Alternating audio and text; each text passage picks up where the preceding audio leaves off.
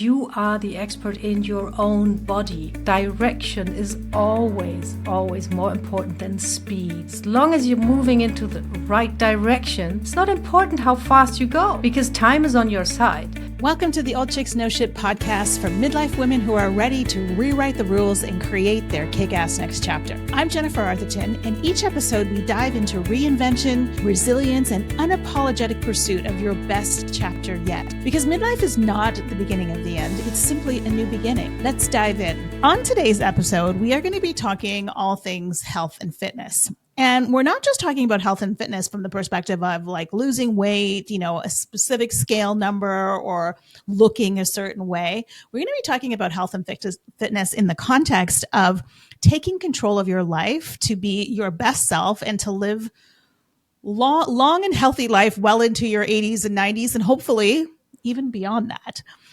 My guest today is Kim Rahir, who is a strength and fat loss coach specifically for women over 40. And she has a ridiculously inspiring personal story about how she empowered herself through health and fitness and really took her life back. So welcome, Kim. I'm so happy to have you here on the podcast with me.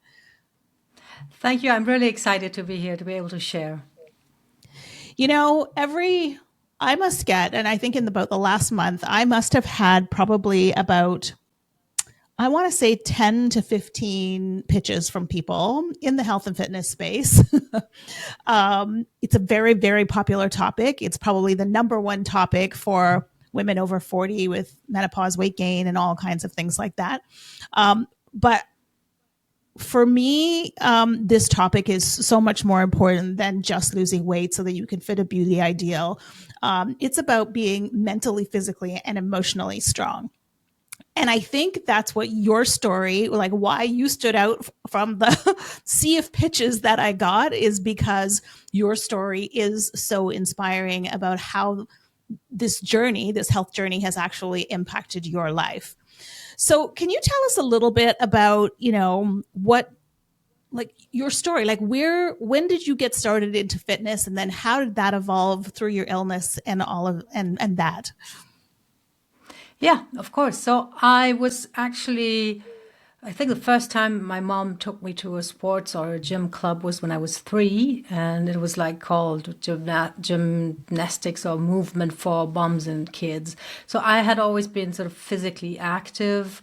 I, at some point, started going to the gym, just, do a little bit of strength work. But it was always in this sense of, I need to be something to look after myself, to be healthy. It was like something you did, like brushing your teeth, nothing particularly inspiring or that I was passionate about. But I did keep myself sort of fit. And then nearly exactly 15 years ago, we had just moved to a new town again. We were moving all the time, 3 kids and my husband. We had just arrived in Berlin, had spent about a year there. And I, at the time, thought that I was really at the pinnacle of what I'd always wanted to reach. I had a great family, 3 kids, and I had, after years of freelancing, landed a full-time job. And I thought, wow, this is it. And I've finally proven what I've always wanted to prove. I can have a career, I can have a great job and a family. And there's, no need to choose between the two, as they always say, especially for women.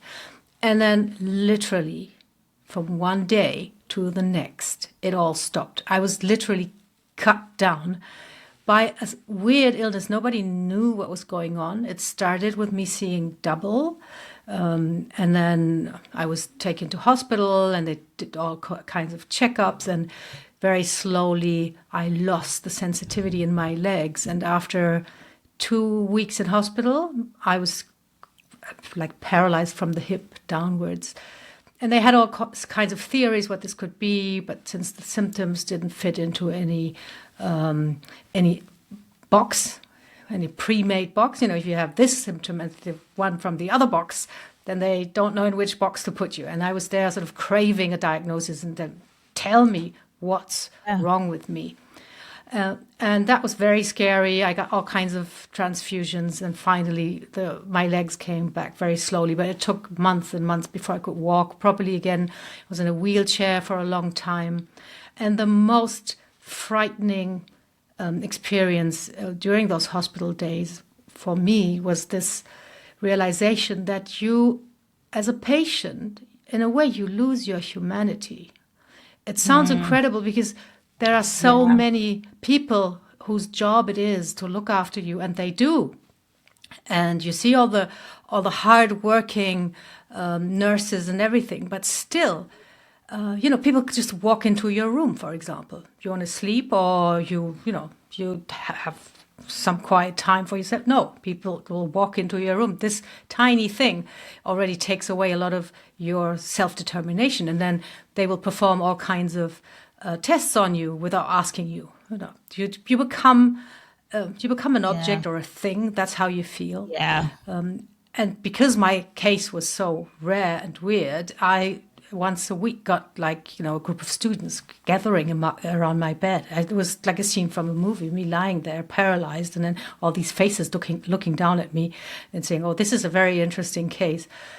And I really just wanted my life back and my humanity, my dignity back. I really felt like a thing. And when you can't walk, it's worse, because they will, take you to a test somewhere in the hospital. You'll be in your bed on a corridor, and people walk past you like you're a piece of furniture. You're just there and wait. Yeah. So that was quite traumatizing, to be honest. Yeah, because you get reduced to a set of symptoms, really. Like, you're no longer the person with the symptoms. You're, and I imagine with those medical students, it's like, oh yeah, here's the symptoms. Like, forget the person who had a life, has kids, has a family, has a job, right? Like, none of that matters in that moment. And you become just that set of symptoms, which, very dehumanizing, I can imagine. Absolutely. And I think that's sometimes even worse than the fear. Yeah, the fear when you don't know what's going on with you, it's scary, and you can sort of not look into the future. You can keep yourself from thinking long term, with a little bit of effort. You just say, I'm just going to make it through the day.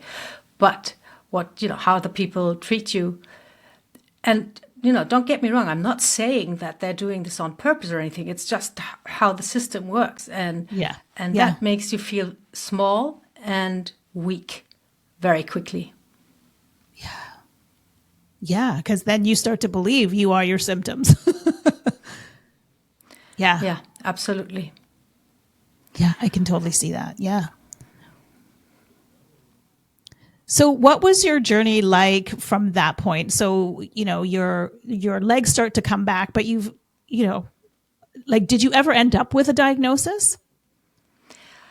Sort of. They finally opted for one of the possibilities, but it was not 100%, because what they thought it's called a syndrome Guillain-Barré, which is unpronounceable, but that's a one-off.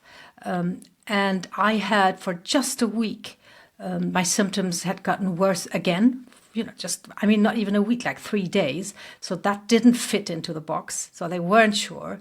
They waited another 2 months or something. They gave me monthly transfusions to be sure that I was getting better. And then after a while, they decided, actually, it was that kind of syndrome. They had changed a little bit their view of this, and there actually could be little relapses. So that, took like 6 months for me to know what it had been that I was actually suffering from. And I still had to go for 2 years to get monthly transfusions just to make sure. I started feeling pretty quickly that I didn't need them, but that's also the thing when you're a little bit disempowered. You don't trust your own body as much, and you're told you need this, you have to go there, and then you keep doing this. And there was, at that point, I already felt this unease with hearing what I was told, which was supposed to be the expert opinion, and noticing what I felt. And I felt that I was better. I could walk normally after 6 months without weird sensations in my legs. And I felt that I was getting back to normal. And there was, this contradiction there that it took a while for me to, make a decision and say, no, I'm going to follow what I'm feeling.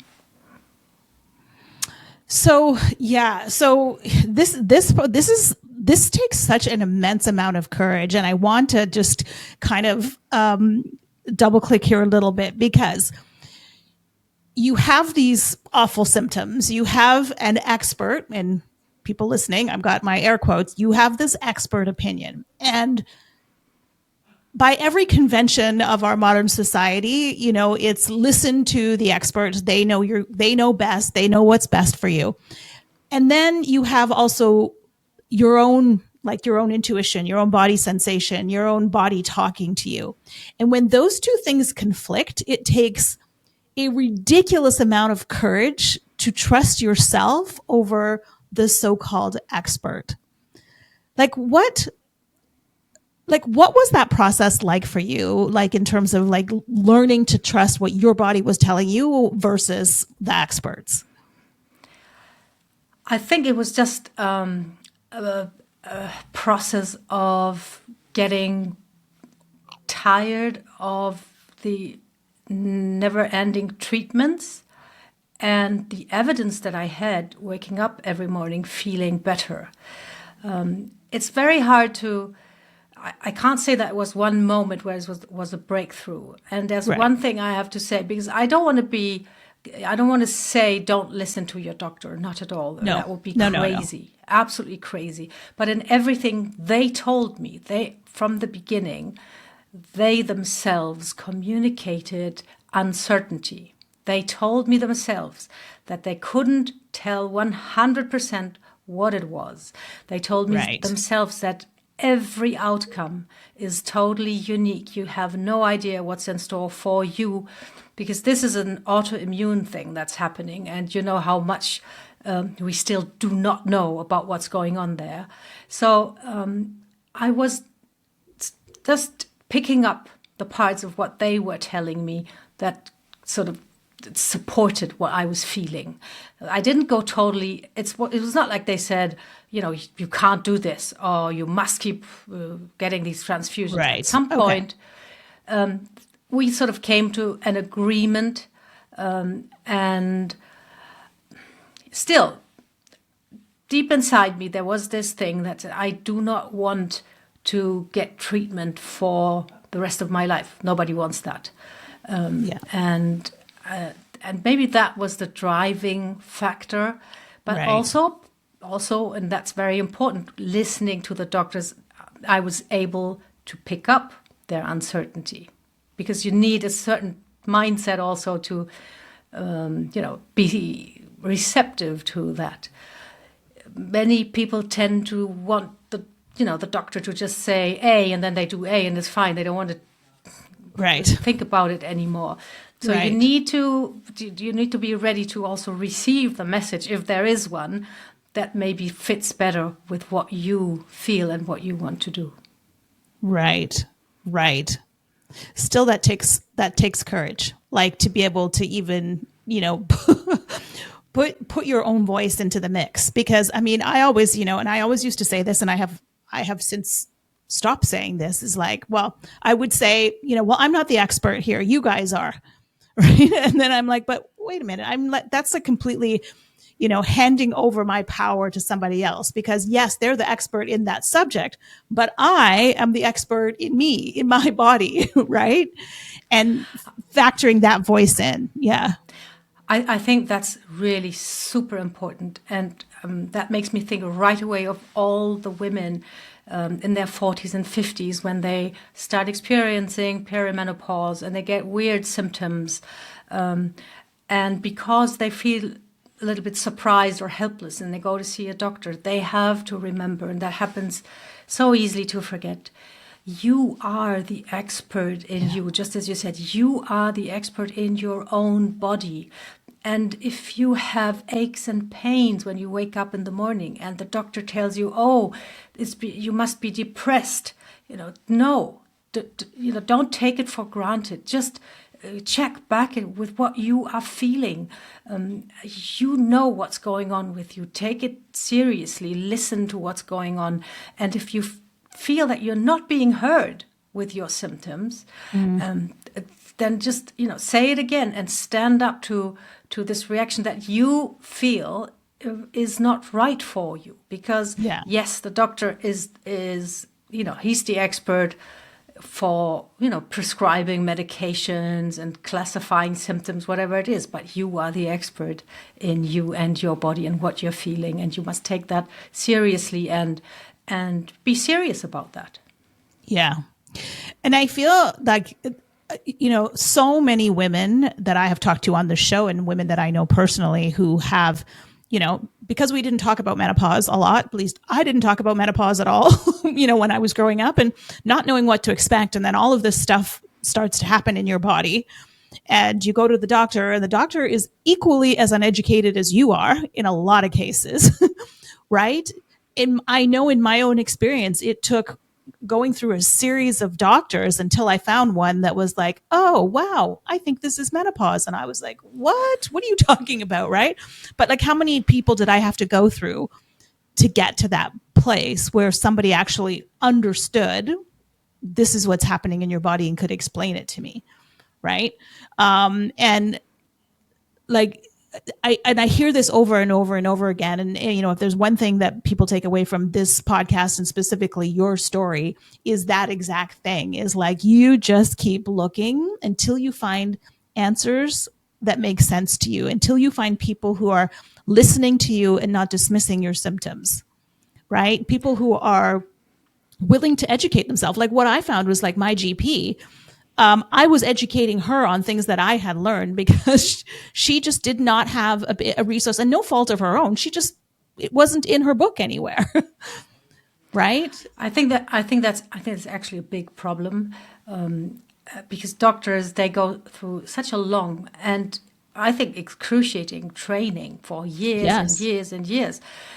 But then exercise and nutrition in all those years is probably like 10 hours in the curriculum or something like this. Yeah.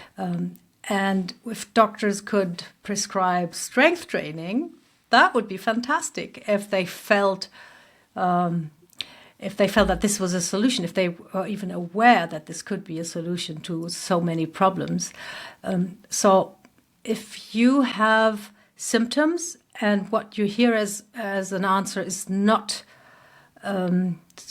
congruent with what you're feeling, yes, you have to keep looking. And I think it's pretty difficult in some countries and societies where medical care is complicated, hard to come by, and you cannot just go from doctor to doctor and say, I need an explanation. And I think that's a situation that needs to be dealt with at some point. For sure. So back to your story then. So you get to this point where you kind of mutually agree with your doctor then that, okay, we're not going to do, these treatments anymore. Where do you go from there? Like, how did you take the reins, I guess? Well, the thing is, the story doesn't end there, because that was the first part of my story. Oh, right. Okay. And I felt that I was given a second shot at life, actually, because from having to go to transfusions once a month, at first you're happy because you're getting a treatment. And then after 6 months, you think, can I maybe do this without treatment? This is how we are, humans. We want more and we want a normal life. Right. So I felt I had been given like a second shot at life. We moved again. We lived in France for a year. After a year, I felt my left hand going numb. And after some tests and diagnostics, they said this was like the first episode of MS, which is also autoimmune, and which I wasn't expecting, and which was even scarier than what I had first. Because first they didn't know, which is scary, but MS, you have at least like a variety of outcomes that you've heard of. And then it happened again. The doctor said, well, if you have a second episode, a relapse, then, you're officially diagnosed and we start treatment. So I spent a year waiting for hoping that nothing would happen. And then I did feel weird tingling in my back while I was doing a crazy yoga pose. Had to go back. It was a relapse and I was officially diagnosed. And I think because I had all this experience of dealing with doctors and making sure that I understood what was going on and also that I was understood, when the doctor told me, now you're going to need treatment for the rest of your life, I fought with him for an hour. I didn't want that. Because when you're told you get a treatment for life, you feel in your bones that you're never going to get out of this. Because imagine you don't have any symptoms. Then you're going to think it's because of the treatment. You're not going to stop it, right? Right. So there seems no way out. And he was not used to someone sort of questioning his prescriptions. He was very patient up to a point, and I could feel him getting like really impatient. He gave me like 3 months or something before I had to start, and then I started the treatment.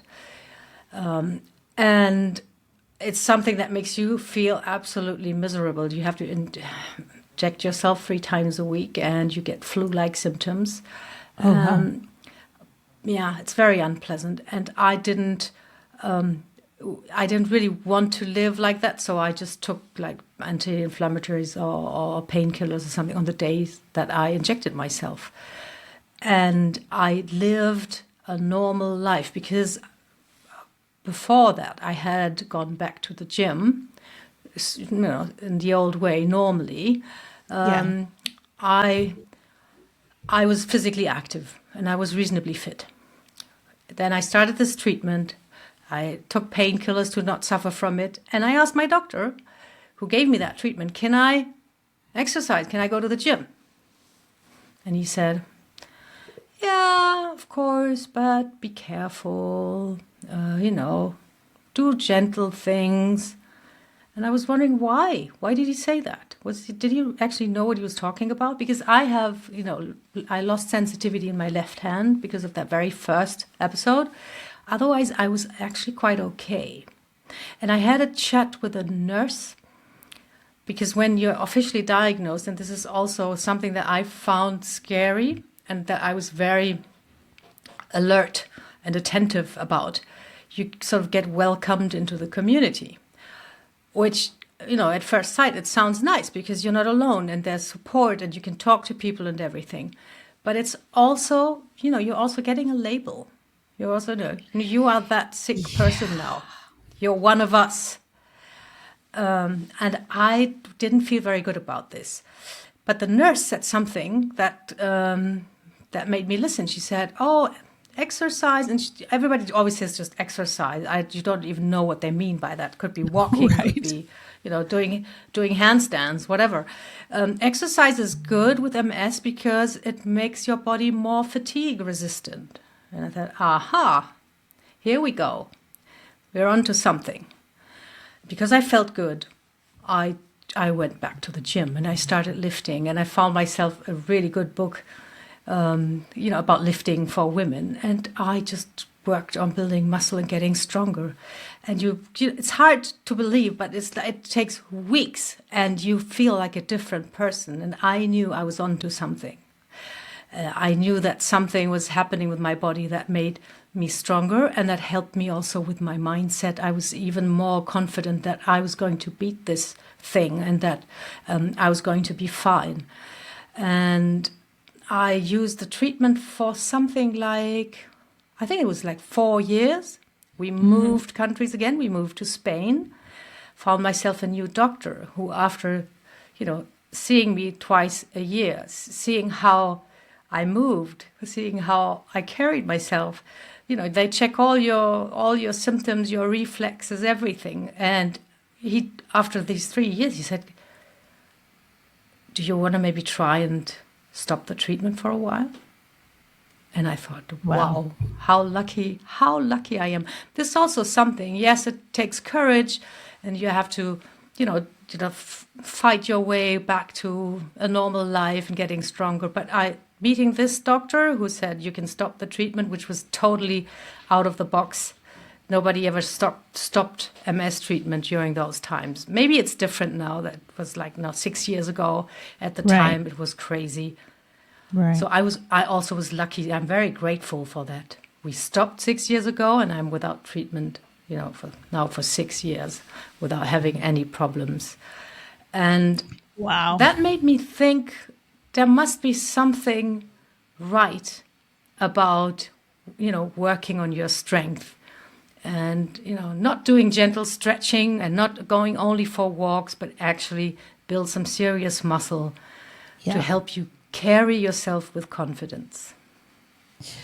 Oh, I love this so much, because I think there's so many things that you just said in that. So the idea that, everybody says, oh, just get some exercise. And to your point, like, exercise can literally be, sitting on your couch lifting a 5-pound weight, right? Like, you know what I mean? Versus, go build some muscle, which is, like, from all the reading that I've been doing, it's like the miracle cure for pretty much everything. Like, it makes you harder to kill in all the aspects, right? Like, you're less likely to have a fall. Absolutely. You're not as susceptible to disease. Your immune system's better, like all of these kinds of things, right? But then the mental and emotional components of building strength are the part that I mean, in my own personal experience, and I've been a gym goer for a long time. I mean, the gym is pretty much, and lifting heavy weights has pretty much gotten me through, like, my divorce. All the bad things that have happened got worked out in the gym. And, like, did it change any of those things on the outside? No, but it made me recognize that I'm much more stronger than I think I am. Right. So when I go in and I, pull that deadlift off the floor, and you know what I mean? And it's my body weight, I'm like, well, I can do that. I can do this. Like, it's so transferable. So it's building that physical resilience, but it's also building the mental and emotional resilience, which I think is the part that we don't talk about enough. I totally agree. And it's quite fascinating, actually, because there's a really serious, solid, good body of research on this. There is no doubt that strength training will improve mental health. It will reduce anxiety. It will reduce depression. There is no doubt about that. Now, the fun thing about this is nobody has identified the mechanism through which that works. But I think there are some hints. There are some hints, because when it comes, for example, to willpower, overcoming inner resistance or outer resistance, we know that it's something that you can practice. So when you overcome a resistance regularly, and it could be any kind of resistance. It could be someone telling you you can't do this, or it could be your inner laziness telling you, I don't want to go out for that walk today. All these willpower and overcoming resistance processes are in one single part of the brain. And if you train that part of the brain, it will be more effective in all other aspects of life too. So when you resistance train and you overcome that resistance, and you teach yourself that you can overcome resistance and that you can overcome challenges, that will actually transfer, like you said, to other parts of your life. And it could be an explanation why strength training is so great for mental health. There's another thought that I had. I have no idea if there's any scientific foundation to that, but I recently found out that actually testosterone is really crucial in women's bodies too. And right. Symptoms of low testosterone are lack of motivation, depression, anxiety, things like this. And we know that if you train your muscles, if you do strength training, you will increase your testosterone. So maybe there's a link there, maybe not. But there's no doubt, if you start lifting weights, you will become happier, more confident, and take on life's challenges much more easily. Yeah, and I think you raised a really good point about identity as well too, and how like even building strength can fit into your identity, because you're diagnosed with MS. Welcome to the group of MS people. Now my identity has become I am the person with MS, right? And that mindset has its own set of challenges. So yes, it's lovely to have the support, but when we start identifying with this thing, right, it can be a bit of a slippery slope. on the flip side of it, like, when you are, increasing weight every week in the gym, getting stronger, that has a huge impact on your identity, because it's like all of a sudden I'm not this anymore. I'm not this weak, sick person. I am now a person who is seriously badass because I can deadlift my body weight or half my body weight or whatever your metric is. It's totally personal. But I think that component of identity, and especially for us as women as we get older, is so critical, because the world sees us as weaker, softer, less relevant, invisible, like all of those types of things. And it's easy to take that on because that's literally what's fed to us every day from every angle in every commercial. Like culturally, that's what's fed to us. So when we go in the gym and go, yeah, well, I might be 57 years old, but I can also do 2 unassisted chin-ups, right? Like, it's like, okay, well, I'm not weak. I'm not powerless, right? It's such an important component. And I mean, I wish that feeling of empowerment for all women, like regardless of age. Absolutely. I so agree with you. And it's something that I observe all the time when I work with my clients. Yes, most of them come to me for weight loss.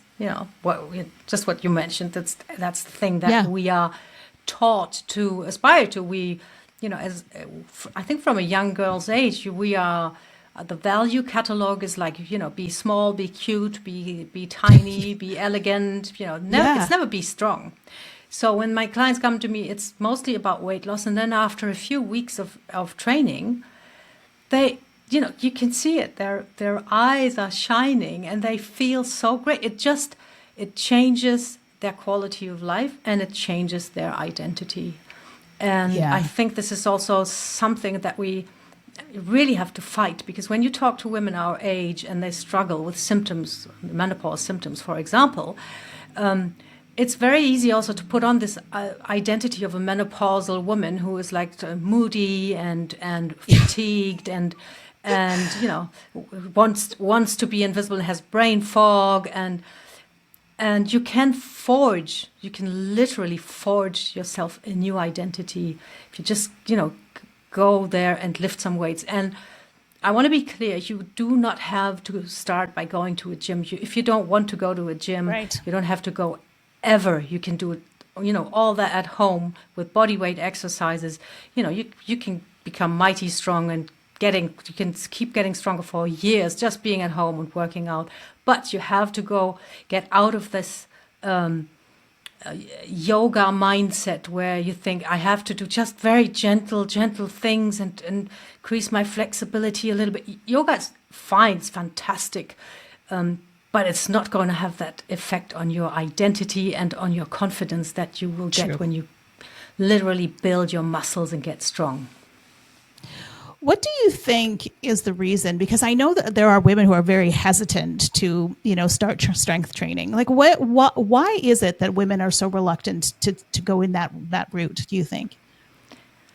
I think there's various aspects. That one generally cultural aspect is that the whole narrative is still dominated, I think, by something from the 70s and Arnold Schwarzenegger pumping iron in the gym. When you say strength training, even when you say weightlifting, which is a sport, a separate sport, people think of Arnold and pumping iron. And not only women don't feel attracted to this, but a certain type of men also they think, no, what's this? This is just meatheads and it's for stupid people. Right. And then there's, of course, this cultural thing and the way female values are presented nowadays. We mentioned it before.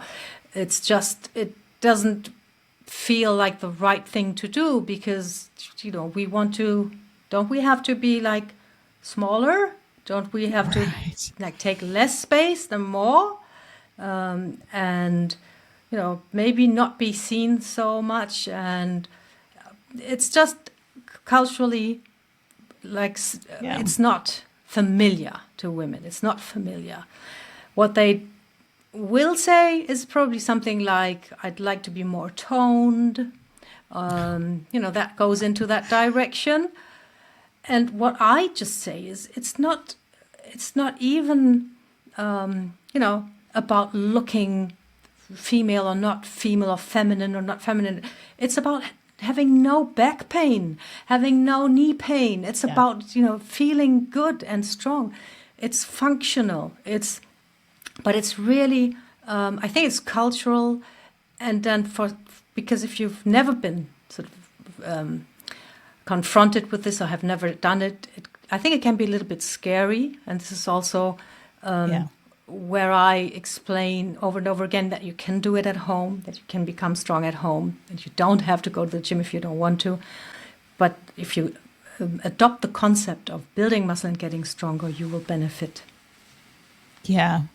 And so if you have a woman who has never strength trained in her life, she wants to get started, how do you recommend that women usually start? Excuse me. The first thing that you want to do is sort of rebuild the connection between the brain and the muscles. When you're a kid, you run around a lot, you jump and you climb and you do stuff, even as a girl. So the connection is there, but it sort of falls asleep over a long sedentary life. Our brain is very pragmatic and actually quite ruthless. If you sit for hours and days and weeks and months and years on end, it will sort of disconnect, for example, from your buttock muscles. You don't need them. And right. it's what we call gluteal amnesia. It's just, because these connections, firing a muscle, requires energy.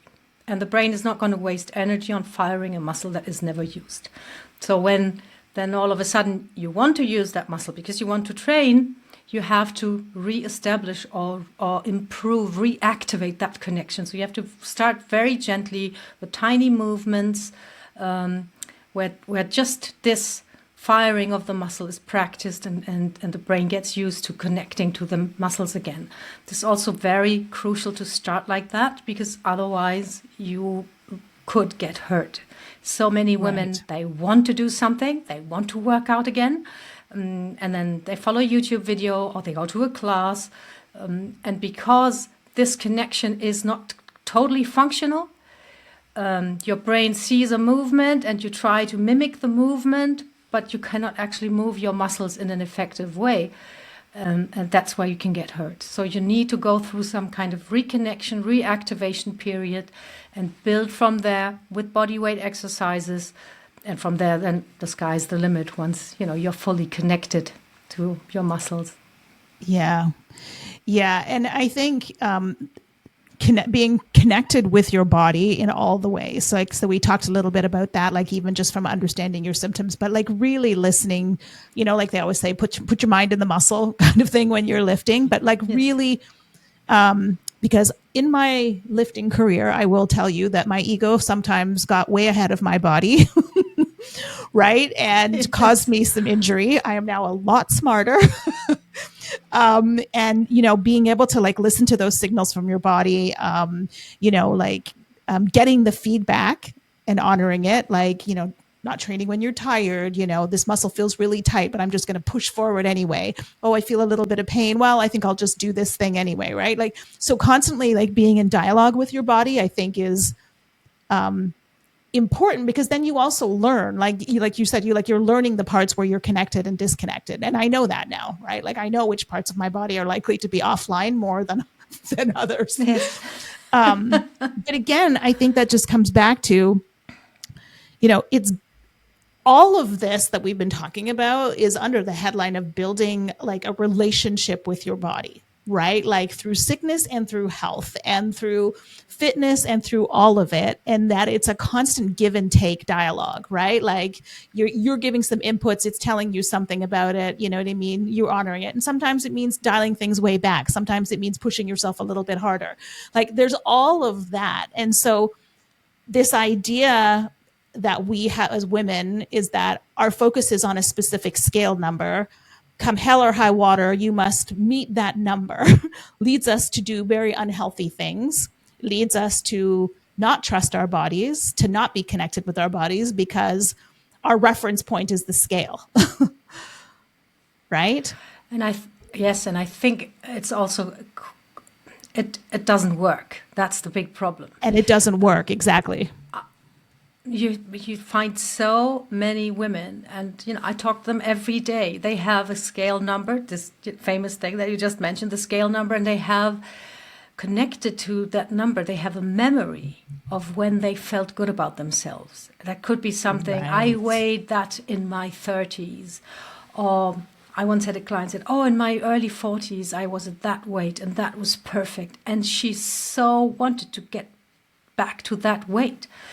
And the problem is that the number doesn't tell the whole story. The number doesn't Right. tell the whole story. If you, in order to get back to that weight, have been on, say, 5 harsh diets, you will have eaten so much into your muscle mass during those diets that, first of all, it's going to be very hard to reach that weight. And if you reach it, you will be flabby. You will not be the same person that you were 20 years ago at that weight. I think it's also something that doesn't work, and I think it's nearly toxic because it's kind of destructive. It's reductive. It's about shrinking. It's about becoming smaller, and it's about sort of making parts of yourself sort of go away. When you turn it around and you come at it from this perspective of wanting to build muscle and get stronger, you have something positive to do. You have something to build, which is so much more inspiring. And it's no wonder that diets fail all the time, because you cannot get inspired and motivated by trying to cut something down. You can get inspired by trying to build something. It's trying to feel something grow, getting stronger. And the thing is that, the physique that you dream of is much more likely to become a reality if you go from this building perspective, because you will, rev up your metabolism. You will have all that muscle that will help you with your blood sugar management. And it's just, everything is so much easier, and it's more empowering, more inspiring, and it's going to work so much better than all those harsh diets. Yeah, that is so, so true. I mean, again, in my own experience, when I stopped focusing on weight and started focusing on how strong I could become, I was like, one day I looked at my body and I was like, oh, wow, look, I look better than I ever have, right? Byproduct of, but it wasn't the focus, because like you said, the focus on making myself smaller, making, like shrinking as opposed to building, energetically, it just doesn't work. Doesn't work. And I think the other important thing that you've touched on a lot in this is that we also tend to have this, well, I should have started this when I was in my 20s, or I really wish I'd done that in my 30s, right? But it's never, ever too late, right? It isn't. And actually, I think today in the Washington Post, there's a story about how they found, again, that you can still build muscle in your 90s. So your body works the same way, it reacts to stimuli the same way. And generally, we do not become weak and stiff because we're growing old. We get weak and stiff because we move less, we use our muscles less as we grow old. We have other priorities, maybe, during our 30s, 40s. So many people are, working on their jobs and building, creating a family and not paying much attention. And that's where things happen. But it's not because we're growing older. It's just because we're not using what we have. And it's never, never, never too late. I mean, you should have seen my legs after 3 weeks of not walking. They were just sticks with a little bit of fat left on them. That was it. They're very atrophied, and it all comes back. You just have to, do something. And it's also, I think this is a really important message, and we want to share this message because I know that many women think that it's too late for them, that there's too much, they ache too much, they feel too tired, too discouraged, too unmotivated to do anything. And it's just not true. And when you realize that you can start with the tiniest of steps, the tiniest of change Yes. that will take you to a better place. Something that's really super important to remember. Direction is always, always more important than speed. As long as you're moving into the right direction, it's not important how fast you go, because time is on your side. You're moving into the right direction, so you're moving forward. And don't worry so much about getting there fast, because it took a while to get to where you're at now. And if you feel like very tired or unfit or overweight, it hasn't come overnight, and it will not go overnight. But as soon as you realize this is the direction I want to go, and you take a tiny step every day, you'll get there. Yeah, I love that you say that, because this is one of the things I say all the time is find the tiniest possible step that you can take in the direction that you want to go. And like, this is my example. I've been trying to get back into yoga because my muscles are very tight, and I lift heavy a lot, and I need the counterbalance. But mentally, I have a big block against yoga. So sometimes my commitment to yoga is to literally roll my mat out on the floor, right? Like, that's it. And then there are some days where I'm like, okay, well, I rolled out the mat. I can go stand on it, and I can do, downward dog for 2 minutes. And then once I'm on the mat and I'm doing it for 2 minutes, I'll be like, okay, I can do one more thing because I'm already here. But I didn't start out with okay, I'm going to just go do an hour of yoga, because my brain would be just like, run away, right? I'm like, I'm literally going to roll my mat out. Okay, I can do that, check. But that progression, and then before I even know it, I've looked at the clock and I'm like, oh, I just spent 20 minutes doing yoga. But had I set out to do that, it would not have happened. Yeah, that's absolutely crucial. And I have this thing that I do with my clients. It's, the 5-minute rule. You don't want to do your training. You don't want to go for your walk. It's fine. Don't make it a fight in your head. Don't make it a big negotiation. Just tell yourself, I'm just going to go and do 5 minutes today. I can always do 5 minutes. Even on a really bad day, I can do 5 minutes. And then if after 5 minutes, you feel that it really is a super bad day and you just want to stop, you stop. But you've done 5 minutes.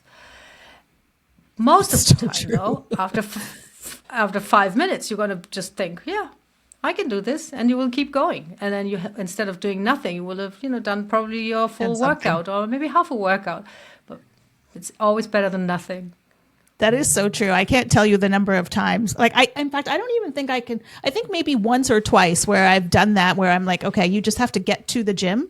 And then if you're not feeling it, you can absolutely have permission to leave. And I think there might have been once or twice where I was like, okay, this is not happening today. But 99% of the time, you're like, I'm here, I might as well. And then your brain is just like, oh, this is what we're doing. And like you said, you take the fight out of it. So it's that, just get started in the tiniest possible way. It could be like, I don't know if you've read Atomic Habits. Yeah. Yeah, sure. Exactly. Yeah. So it could be just putting your shoes on, build that habit, right? It could be rolling out your yoga mat, build that habit, right? So the tiniest little things will actually get you a long, long way. And then one day you look back and you're like, wow, remember when I couldn't even put my shoes on, right? Absolutely. This is also something that I find really important. You always want to measure backwards. Now, you might have a really lofty, fantastic goal, but when you only look at that goal in the future, it can be so discouraging or intimidating, or you might think, I'm never going to get there. The road is too far. It's too far away. But when you look backwards at where you've come from and what you've already achieved, you're going to get positive reinforcement and think, I've come far. I can be proud and I can keep going. There's a lot of talk about, these ambitious goals, and you have to have these really, motivating and maybe even a bit scary goals and stuff. And it's fine to have them. But on a daily basis, or sometimes when you have a bad day, you don't want to look there. You want to look back and look at where have I come from. Yeah, we don't do that enough. That is so true. So you've literally built yourself back up from not being able to walk, kind of restarting your fitness journey. You've been without treatment for MS for 6 years, I think you said. Yes. Where are you now, and what is your experience now where you are? Well, 5 years ago, more or less by accident, I started training in Olympic weightlifting, which is a different ball game from what you're doing is probably what we call powerlifting, where you do like deadlifts and squats and presses and stuff. And Olympic weightlifting is 2 movements. You have to get the bar over your head. In the snatch, it's in 1 movement. In 1 pull from the floor, you get it over your head. And the clean and jerk is you can pull it to your shoulders first, and then in the second movement. And I started this by accident, and I was hooked right away because it involves the strength and also the technique. So it's physical, but it's also physics, and it's very, very challenging, but it's great fun. It's really I'm just enjoying it. And I joined a weightlifting gym, and there was also one aspect. I thought about this when we talked about weight and the big number.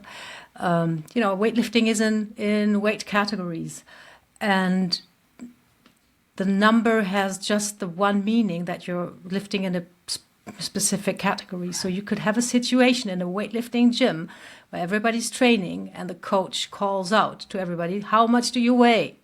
Because he wants to put down the weight. If you can ask any woman if she wants to be asked about her weight in public, and everybody's going to go, "Oh my God, that's not possible," and that's totally normal. Nobody cares, There's no judgment, no value, no nostalgic memory attached to any weight. It's just how much do you weigh, and then how much do you pull.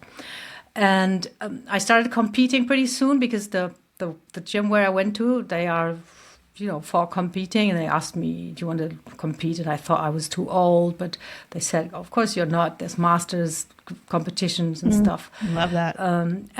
And that's where I'm at now. I train 3 times a week. I won the European Championship this year, which was really great in my age and weight category. And I went to the World Championship and won bronze. And I'm preparing for the European Championship next year, which is going to be in Norway. And this is also something that I really enjoy sharing, because masters sports, and that's for people who are older than 35, which is also a little bit so funny. You're old when you're 35.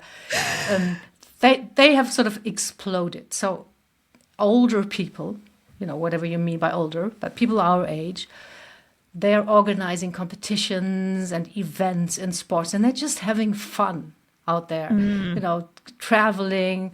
And I think that's great. It's not like, when you're 50. And when I remember my grandmother, when she was my age, she was going for walks, and she was having tea at home, and that was it. And now people, can go out there and do stuff and challenge themselves. And in these weightlifting competitions, you can actually see guys that are 88, and they go onto the podium and they lift, and they also travel for that. And I think that's really inspiring, and that's what I'm doing right now in my own training. I just keep lifting. I love that. I love this so much. I mean, like we were just talking about, like your diagnosis or your identity of being an MS sufferer is like long gone and replaced with the fact that you're doing, weightlifting competitions. Like how beautiful is that? But I mean, the fact remains, right? You still have this diagnosis, but it's not who you are, because you have all of this other capability. And seeing beyond that, I just think is so beautiful. And it's the exact same thing as seeing beyond our age. Like, age is no determination of literally anything anymore. Yeah. Right? It's what you make it. I totally agree. I remember that I do a lot of fall prevention training with my clients, because I think that's like life insurance. And I remember I had one client, she was like 72, and she sent me a message, and she said, Kim, getting up from the floor is not easy for someone who's 72. And I thought, well, age has got nothing to do with it. My mom is 86. She can get up and down from the floor like a rubber ball. And this is also a limitation in our thinking. This is not what people our age do. No, we can do whatever we want. If we are in shape and we make sure that we stay in shape or we get back in shape, then we can do whatever takes our fancy. Yeah. But being strong, like physically strong, is probably a better determinant of health than probably anything. Would you agree? Absolutely. Absolutely. And the science is solid. It's a very, very strong indicator of longevity. And the thing is, you have all the science and the health markers, and it's clear. It's metabolic health, mental health, joint health, functional independence. Everything is better when you're strong. What I think should really be what clinches it for everybody to start getting strong is the quality of life that you experience. It's just yes. Mind-blowing. It's, you might have good blood work, and, your doctor will say, yeah, you're in good shape for your age, whatever it is, but the quality of life, that's yes. just so worth it. You don't want to ache when you wake up in the morning. You want to jump out of bed. You want to be able to tie your shoes. You want to be able to roll on the floor with your grandkids. That's quality of life, and that alone, I think, is worth getting strong and working on your muscle. Yeah, I 100% agree. This has been a fabulous conversation. Thank you for sharing your inspiring story with us. I think you are like your story alone, because I think so many people would have gotten the diagnosis of MS and then they would have foretold their own story. And you took the power back, and changed the trajectory. And so symptom wise, where are you now? Like, do you still have symptoms, or how do you feel? I just have the leftover damage in my left hand, which doesn't have a lot of sensitivity. So if I look for my lipstick in my handbag, I better use my right hand because I cannot really feel that. But that's about it. And I don't feel much bothered. It's a reminder of where I've been, and it helps me, being grateful every single day for just being able to walk. I remember a moment when I was looking out of the window, saw two people walking out there. I couldn't walk. They walked, and they had grumpy faces. They were like this. How can you be like this? You're so blessed you can walk. And I practice that gratitude every day because I know, it's not granted. And I otherwise live totally normally. Just, my hand, small That's reminder. Beautiful. That's okay. Beautiful. So where can people find more about you and the work that you do? I know you have I think you're on Instagram as well, where you share some of your weightlifting endeavors. Yes. So they can look at my Facebook page, Kim Rahir, just with my name, and there I share what I'm up to. I go to a competition, and I give tips and tricks, and sometimes do challenges and stuff. And then if you want to find out more, you can go to my website, kimrahir.com. And on there, you can also book a call where we can have a conversation about where you're at. It's not going to be a sales call. It's really just an honest conversation. Find out, how your health and fitness is and where you can start maybe to get strong too and build some muscle. I love that. So we'll make sure all of that gets in the show notes. And to everybody listening, I hope you take inspiration from this. No matter where you are in your health and fitness journey, the opportunity for improvement is there. And we just have to start one teeny tiny step that you can do today, like literally today. And let Kim's story be your inspiration for what's possible. So thank you, Kim. This has been a fabulous conversation. Thank you so much for having me. Yes, I enjoyed this, really. You're a great host. Thank you. So to those of you listening, if you like what you heard today, please feel free to give us a rating or a review on your favorite podcast platform. Or even better, the greatest compliment you could give us would be to pass this episode on to a friend or a relative or somebody you think might get some benefit from it. So until next time, thanks for listening to the Old Chicks No Shit podcast. If you like what you heard, the greatest compliment you could give us would be to comment below and subscribe. Or better yet, you could share this episode with a friend, a relative, or somebody you think could get something out of it. And remember, midlife is not the beginning of the end. It's simply the beginning of your kick-ass next chapter.